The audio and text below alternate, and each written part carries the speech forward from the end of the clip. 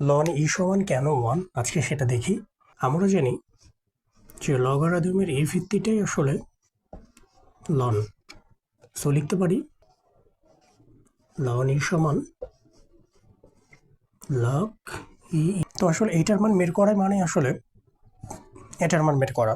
তো আমরা জানি না এটার মান কত, তো এটার সময় আমরা এক্স ধরে নিই।